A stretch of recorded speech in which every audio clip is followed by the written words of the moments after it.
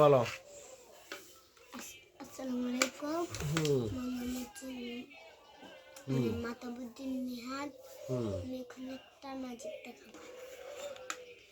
আমার হাতে যে কলমটা দেখতে পাচ্ছেন, এটা এখন জাদুর বক্সে ঢুকাবো। এখন দিক দিয়ে